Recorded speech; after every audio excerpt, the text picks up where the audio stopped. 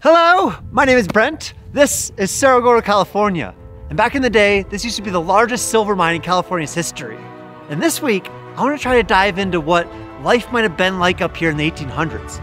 Understand the work and the play of the miners that built this town.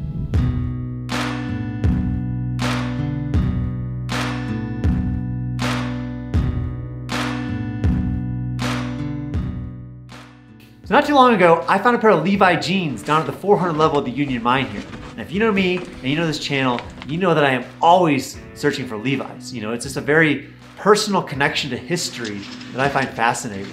And so the next day, I went back down this crazy chute that these miners had created close to where I found the jeans to collect some of the minerals out of the wall.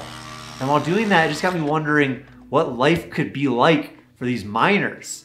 And that's what I hope to do in this video. So to figure out how people ended up mining at Cerro Gordo, we gotta rewind a little bit. We gotta talk about mining coming to California. And that all happened in about 1848 with the gold rush. The gold rush saw California's population just explode. Pre-gold rush, the population out here was about 150,000, most of which were Native American with some Mexicans. Gold rush hit, and over the course of 2 years, something like 100,000 people moved to the state. And so by the mid-1850s, 300,000 people now inhabited this state. It wasn't all great news. A lot of the Native Americans got displaced. They got a lot of disease. A lot of them died. Another huge group to move to the state during that period were the Chinese. I think in 1850 alone, something like 20,000 Chinese workers moved here, which were very instrumental in a lot of projects, including here at Cerro Gordo. And so as all these people were just rushing into the state, things got crazy. At the height of the gold rush, there's stories that breakfast would cost $40 in some of these mining camps, which is $1,200 in today's money, or a pickaxe costing $1,500 in today's money, or boots costing $3,000 in today's money. And so all of these guys made their way out here to find a claim and strike it rich. Most of them didn't. Some of the most successful people from the gold rush were the ones selling them the supplies. As they say, in a gold rush, sell pickaxes. And that's exactly what Victor Beaudry, the guy whose store I'm standing in now, did. He originally came to California during the gold rush. He made his way down from Canada. He worked as a miner for a little bit, then a merchant, and finally he opened a store in Fort Independence. But eventually, like all good things, the gold rush came to an end. By about 1855, it was pretty much done. And suddenly you had all of these guys that had made their way to California and learned a little bit about mining, but were out of work. And so they're all kind of clamoring around looking for the next strike.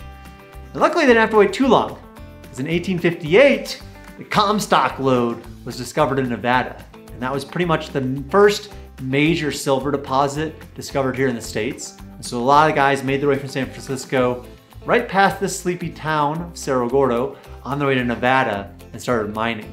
And just a short time after that, Cerro Gordo was developed as a silver mining camp. That credit goes to Pablo Flores. In about 1865, he came up here. He found surface deposits, so ore laying on the surface, and refined it in vasos, which were primitive kind of adobe structures where they would melt down the ore. And even doing that, everybody was just surprised with the amount of silver they were pulling out of Cerro Gordo. The ore up here was of such a high grade, it got a lot of attention. So the next year, 1866, Jose Ochoa came up here, and he was the first one that tried to do it in a little bit bigger way. He was the first one to take ore off the mountain to refine it. So he would take ore from Cerro Gordo down to Fort Independence and refine it at a smelter down there. And that is where he attracted the attention of Victor Beaudry, the guy who eventually opened this store. He had a store at the time in Fort Independence, and he saw the ore, was blown away, and thought, man, if there's more of that up there, this could be a real big boom. This could be the next Comstock, who knows? So he made his way up. And after a couple years, by 1868, he opened the first general store at Cerro Gordo. And he was smart though. He wasn't just after, their money for the merchandise. He was after more. And so what Beaudry would do is he would extend you credit. If you couldn't pay the credit, he would take your mining claim. He eventually opened a smelter. And if you couldn't pay for your ore to be refined, he would take your mining claim. So pretty quickly, Beaudry started gobbling up a lot of the claims, including two of the most prosperous mines here at Cerro Gordo, which was the Union Mine as well as the San Lucas Mine. And right around that time, he was joined by the one and only Mortimer Belshaw. Now, if you have to give credit to somebody that really made Cerro Gordo into a boom town, it was Belshaw. He came up here, he saw the ore, he took some of the ore to Los Angeles, he got outside investment that nobody else could really get previous to that. And when he came back, he started wanting to own everything. He owned part of the Union Mine with Beaudry, he opened a different refinery, and he was the one that built the first road into Cerro Gordo, which was the Yellow Grade Road. And the first real road just opened up all sorts of commerce and goods coming and going here that just exploded Cerro Gordo. And so by 1870, there's reports that 4,000 people were living here, which is just insane to think about.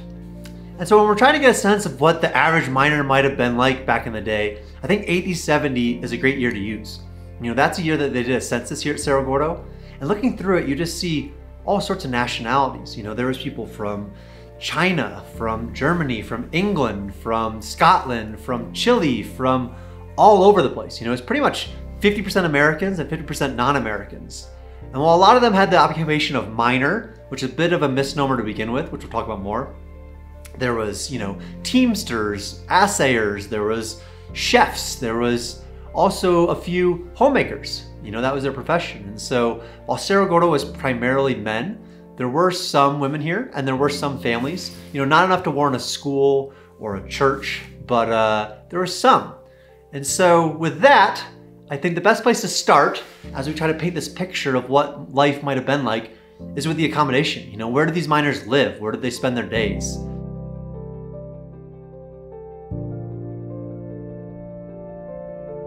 So to kind of set the stage of what this town might have looked and felt like, I'm going to first read a passage from Lulu Lewis. And Lulu was the daughter of the two people that owned the American Hotel, and she outlined Cerro Gordo at its peak like this.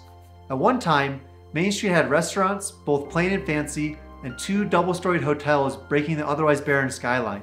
The buildings were so many and so close that they actually elbowed each other out. On the outskirts of town, cabins were built, housing single miners as well as families. Some cabins were well built with 2 or 3 rooms, proper doors and windows. Others were put together in such haste that they didn't look that much different in the 1870s than they do today. The more primitive cabins sagged and dipped at their corners and creaked horribly with the almost constant howling wind. Old sacks and pieces of flattened out tin served as window panes instead of glass. Blacksmith shops stood on the fringe of the town. Loud clanking, ringing, banging filled the air as the great freight wagons, stagecoaches, and others were repaired, and the horses and the mules that pulled behind these vehicles were shoed. The dust billowed behind the various modes of transportation as they found their way through town. Small eateries, boarding houses, saloons, dance halls, doctors' offices, and lawyers dotted the townscape.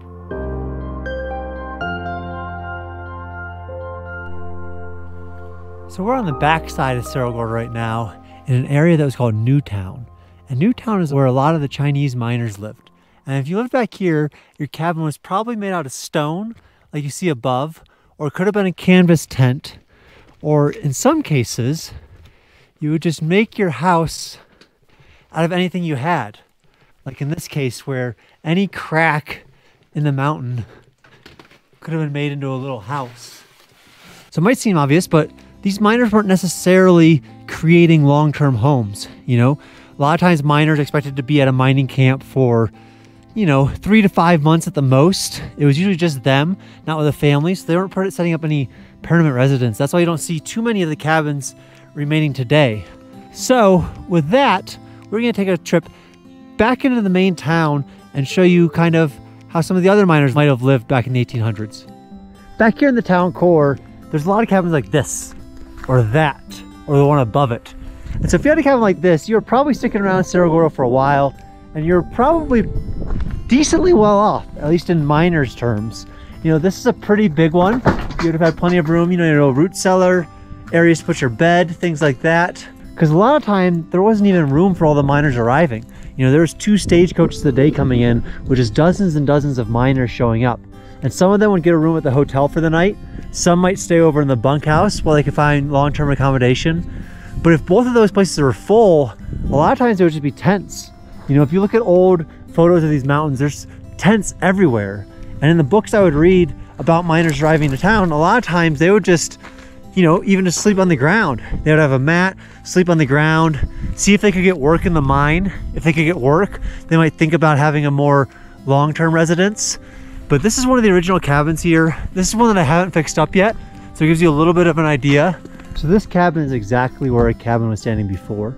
You know, obviously, I've done a lot to restore the inside. But you can imagine a miner just pitching his cot there, getting warm by the fireplace, and just thinking about the next day.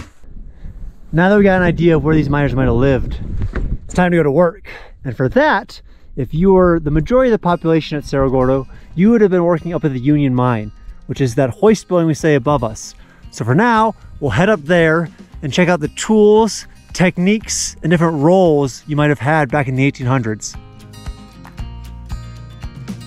This was by far the biggest operation in Cerro Gordo's history. For a while, in California's history. This mine goes down over 1,100 feet with levels every 200 feet or so.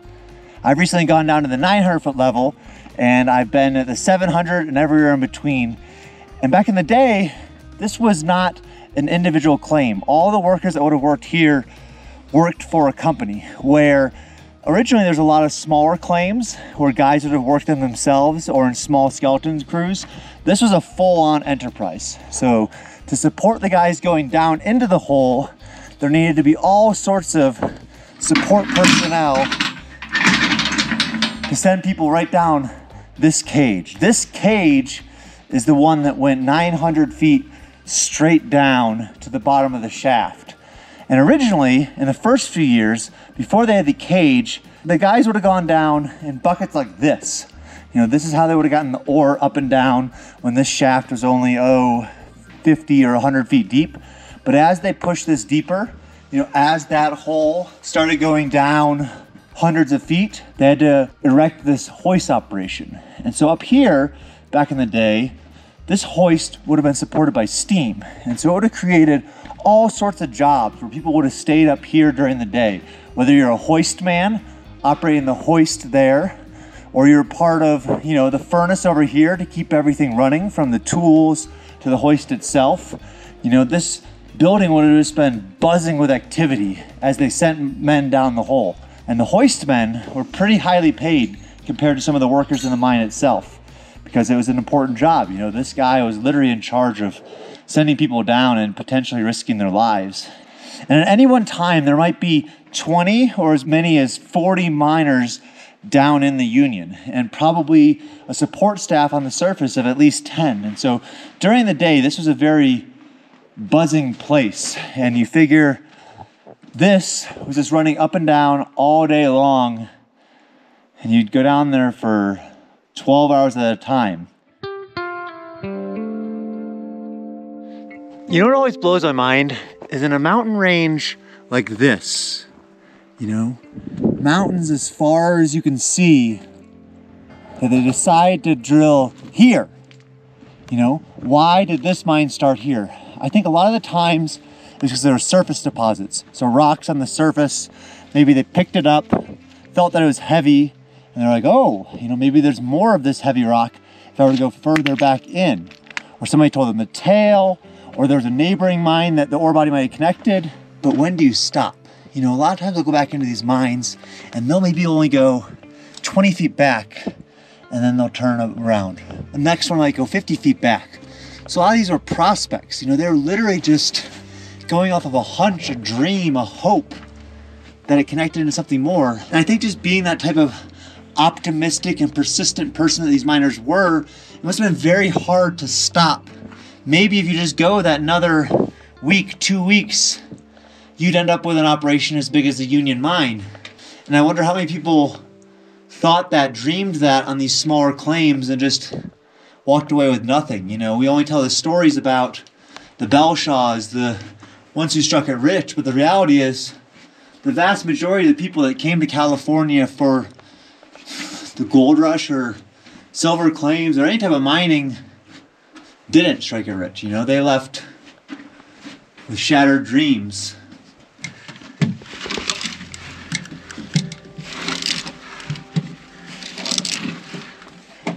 All All right, I just walked up there and there's tons of dynamite boxes. And so the three major players in the dynamite game back in the day were Hercules, Atlas, and Giant. And the very first dynamite company in the US was Giant. Giant was made in 1868, that was incorporated. And it was acquired by DuPont in 1912. And then that was determined to be a monopoly. So the US government broke them up and they created the Hercules Powder Company as well as the Atlas Powder Company. So they've been mining minerals for a very long time. You know, there's mines from 2800 BC where they were going after copper using, hammers and chisels, just slowly working their way into the rock. And then by about the 1400s, they realized if they created a fire in front of the rock, it would weaken the rock. And if they threw vinegar on it to cool it down really quick, that would weaken it even further, making the mining that much easier. But the problem is you can't create a fire deep down into a mine. There's carbon monoxide, there's not enough oxygen, it's just not gonna work. So by about the 1600s, they started experimenting with gunpowder, black powder to make this mining adventure even easier. And still even then, they were drilling it in by hand, packing it with black powder, blowing it up, still wasn't as efficient as it could be. And then, in the 1860s, a guy by the name of Alfred Nobel, who you may recognize from the Nobel Peace Prize, started experimenting with nitroglycerin. Liquid nitroglycerin was found around that time to be extremely volatile. You can make big booms with nitroglycerin. Unfortunately, it was very difficult to control those big booms. But by about 1867, Mr. Nobel realized how to stabilize nitroglycerin inside of diametrous earth, or however you pronounce it, and thus the invention of dynamite. And suddenly they were getting many, many feet down into these mines every single day. You gotta think, these miles and miles and miles of mine that I'm walking through are all made by dynamite. You can see a little wick here even. It's crazy. Dynamite just revolutionized the way the miners back here would work, and it's something that happened during the Cerro Gordo era. And so look around. All of this was blown up by dynamite. How it would work is there would be guys back here with drills. At first, it was just a hand drill. So you'd put in something here, hit it, turn it, and suddenly you'd have a hole like this. This hole would get stuffed with dynamite, packed, blown up, and they would continue. You just have to imagine how crazy that would have been to be happening all around you all day. Like right now, I'm back in the mine and it's extremely quiet. There's no wind, there's no noises. Back in the day, you say you're the mucker pulling out rock, they were blasting over there, or even if you were, one of the guys moving the ore carts back that way, they're still blasting around you all day, every day. There's this noise everywhere you could have gone. And so it's not lost on me that, for me, I come back into these mines and it's my way to escape. I know my cell phone's not going to work back here. I know I can kind of just focus on what's in front of me. For the guys that are back here 12 hours a day, it was noisy, chaotic, dangerous. The fumes, the smells, it must have just been overwhelming in a lot of ways. So, it can't be overstated the importance of dynamite and the impact of dynamite on mining history. As a kind of a cruel turn of events, Nobel later said in his life that he regretted inventing dynamite after he saw it used in wars and different places for killing people. But for miners, it was a big deal, and it was something that changed the game for them. And so that's just a brief aside about dynamite and Cerro Gordo. Skills in the labor part of mining were important enough, but more important was skill in loading and blasting. There was no maybe around it. A round must be loaded and fired right to get it to break at the bottom of the hole to get a clean square face. Any mistake would make an uneven gun-holed face, and that extra drilling to square it up again. It was hard getting used to the smell of dead powder smoke and the reeking, water-soaked timber, but I did it. The backfire of a spit fuse would blow out the candle, and it took me time to light it again, all the while other fuses that had been spit were burning and getting nearer to all hell breaking loose. One thing that definitely would have been different back in the day is the light. You know, we're pretty far back in the mine now, and even with the light from my camera, you can see that collapse right in front of us. But back in the day, from about 1850 to 1910 or 1915, what they would use were these helmets that actually had oil lamps on the top of them. So imagine, not only you're running through this mine, dynamite blowing up everywhere. It's loud, it's noisy, you're having to pick up hot rocks, you know, there might be bad air, but you have a pocket of hot oil attached to your head when you're going by these potentially flammable gases everywhere. After that, they graduated to carbide, which was a big deal. So they had carbide headlamps starting in about 1910, which changed the game pretty good. But originally, how they would line these were by candles. And so to give you a little bit of a perspective of what the light might have been back there, this is what this looks like with my light on this camera, which is just a light that attaches to a GoPro. If I turn this off, this is how much you could have seen with a light like this. You're not seeing much. That collapse that was just 20 feet ahead of me suddenly is impossible to see. You know, even the ore is difficult to see. I mean, this is right up against the rock. Now, if I just turn on my light, that is a $20 light from Amazon, you can see how much more is illuminated. So it would have been a dark, loud, chaotic, smelly life, 12 hours a day, to hopefully get a few bucks. It was hard working by candlelight that flickered every time one moved, but there was nothing else to use for light. The mine operators issued 3 candles to a shift, sometimes 4 at better mines, often only 2 at penny pinching outfits. If these candles issued burned too fast, one had to work alongside a stiff who had a candle left, or in the dark. And just imagine being the guy that's got to create the perfect little wedge of all of this. Look, they're just like wedges of rock to create this support, you know, and over here, don't forget, you know, throwing a wedge. And you think, well, that's not a big deal. They don't have to load support, but no, they're using this thing to climb up. Look at this ancient rope to climb up to another level. And look at those ladders beyond that. Look how preposterous that is.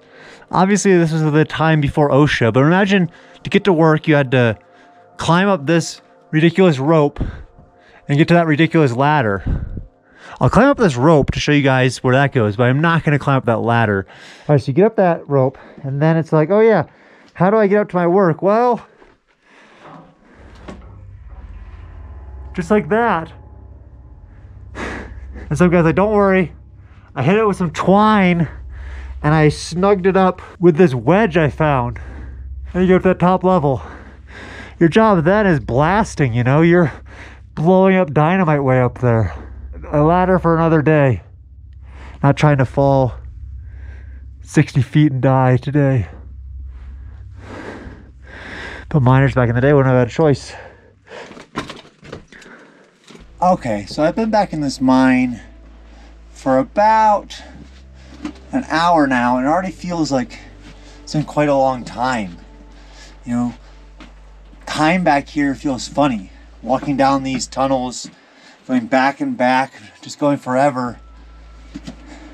Sometimes it feels like a lot, sometimes it feels like no time at all has passed. I remember the first time I went to the mines, it was very disorienting, you know? Trying to think about how much time has passed. But I can't even imagine how this time must have blended together for somebody back in these mines. You know, 12 hours a day, 5 or 6 days a week. It must have been crazy, you know? Typically miners at Cerro Gordo in the late 1800s were making $4 a day, which if you adjust that for inflation is about $100 in today's dollars. And that's an average, you know, that's across all the different various jobs, you know. Skilled laborers like hoist operators, might have made more. You know, the muckers probably made less. But these wages were quite a bit higher than other parts of the country at the time, where the average was between $2 or $3. And it was also good for California, where in the 1860s in California, an average wage was something like $2.50 or something. And they had to be, you know, I mean, Cerro Gordo was a tough place to live. It was even tougher back then, with bullets flying everywhere, you know. And the weird thing is, when you think about it, some of the mines back in the day, child labor was very prevalent. You know, I haven't found any evidence of child labor at Cerro Gordo, but, you know, it wasn't until 1938, I think, that they outlawed children under 12 or 16 from working in mines. And I got my first job at a golf course, I think when I was 14 or something, but that was washing off golf carts. I can't imagine being back here in the mine with oil strapped to my head, you know, for 12 hours a day back here. It's incredible. Just try to imagine how long all this stuff took. I mean, this is hundreds of feet of this, and you figure then when you really look closer, we have timbering above us with rocks above that. We have timbering to the side of us with rocks behind that. We have timbering, we have rocks over here stacked perfectly. All this to just clear out the waste rocks so they continue back towards the ore. But all of this took time, you know, it all took engineering to put up these beams up here, put them over here, stack this perfectly so it's not going to fall down. Imagine the new guy in the job, you know, he stacks this up and they fall right in the middle of the track, and it's like, dang it, Daryl, you're fired, you know.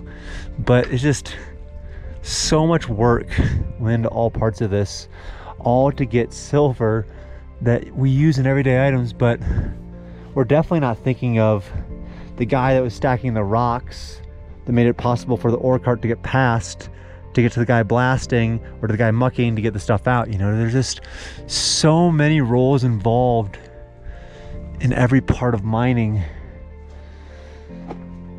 It's mind-blowing. All right, so let's say you're done.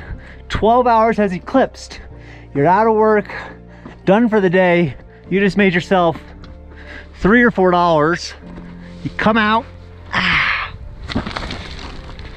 You don't really know what time of day is. And what are your options? So after work, you know, the miners come back down here to town, and there's only so many things you could do. You know, you could eat, you could go to the bar, you could orate a little bit, you could maybe gamble, or potentially you could go to the brothel. And there's a few brothels here in town.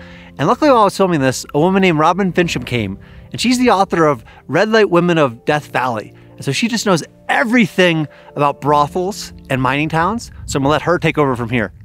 So any kind of prostitution district, what they would call the red light districts in some places, is a microcosm of life in the everyday world. There would be elegant brothels where there's fancy velvet furniture and velvet curtains, all the way down to what in San Francisco they used to call them the cow yards, where they're just basically stalls. And you might even, you know, you might work in a mattress on the floor, you might even just work on the floor.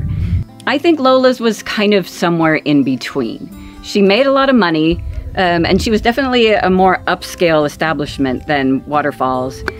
But I also think it was kind of on that Fandango model, where I think Lola's quarters would be sumptuous, and the bar would be, you know, reasonably outfitted, but not super, because it was going to get smashed up and shot up and all of those things too. While I was filming this video, I was also lucky enough that Roger and Cecil Vargo were in town. And Roger and Cecil wrote the book about Cerro Gordo's history, literally. There's images of America's Cerro Gordo written by those two. And so when I was trying to understand what the miners might have done in their free time other than the brothels, they were a great couple to ask. We believe there were probably 5 or 6 saloons up here, mostly within the central area of town around here. There was also probably alcohol and certainly opium available if you wanted to in the Chinatown community, as well as Chinese style gambling. Cerro Gordo, as you probably all know, was pretty wild and lawless. And at one time, the good citizens just had, that was enough. We're mad as hell, and we're going to have an oration society. And it was probably a family activity, but who knows if the women really more went. Than likely, it was men, because women weren't allowed to do things like and that, you know. They would listen to speeches and presumably presentations, but more like speeches on a variety of things, politics, whatever. Yeah. And it was something to do. It didn't involve alcohol. It didn't involve women or gambling.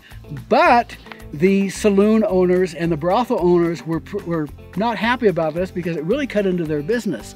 So the story goes, one night during a pause in oration, the hurdy-gurdy started up. The gaiety was heard from the saloons and the brothels, and like Pavlovian dogs, everybody poured out of the hotel and returned to their old ways. Apparently the guy was still going on, and they heard the strains of the music, and everybody just trekked to the whorehouses. All right, so here's kind of a full list of the books I used when I was making this video. First up is Deep Enough, A Working Stiff in the Western Mining Camps. This is by Frank Crampton, and I thought it was just an amazing insight into what life was like for a miner in these camps. You know, Frank grew up on the East Coast. He decided to go west to make his fortune and kind of had to learn the ropes as he went. So it describes all of the roles in the different mining camps very well. So I recommend that highly. Next, you probably have to go with Images of America, Cerro Gordo by Roger and Cecil Bargo, who are in this video. And this has a really good understanding of Cerro Gordo back in the day. You know, it goes through a lot of photos too, so you can kind of get a pretty good image of what life might have been like. Next, From This Mountain by Robert C. Likes and Glenn R. Day. This is another Cerro Gordo specific book that's amazing, that kind of dives into the history here. And I really like this if you like Cerro Gordo. Then we have California Gold and the High Graders, True Stories of the Mines and Miners. This doesn't have as much information about hard rock mining as the others, but there is a couple chapters in here that give a really good insight on what life would be like. Then we have Upstairs Girls. This is gonna give a pretty good view of brothels. Of course, obviously there's also The Red Light Women of Death Valley by Robin, who is in this video itself. I can't recommend that more. That's an amazing look into life of some of these red light women. Next, we have Cerro Gordo, Caught in Between Centuries. This is by Cecil Bargo. This is also an amazing source of kind of life here. There's first-hand tales of life at Cerro Gordo, which I found very interesting in there. So check that out. And finally, we have Tombstone, Arizona. This is just kind of a basic understanding of that, but it helps give a perspective of maybe a little bit bigger town. So that's it.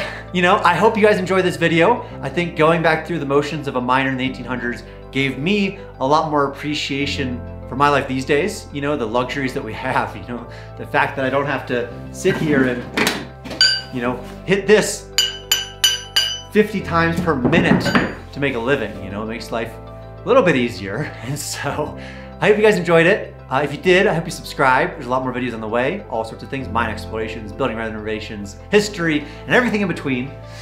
So until next time, I'm gonna sign out. I hope you guys appreciate all of the modern luxuries in your life, and I hope that you guys, you know, discover some new history this week yourselves. So until next time, I'll see you guys later.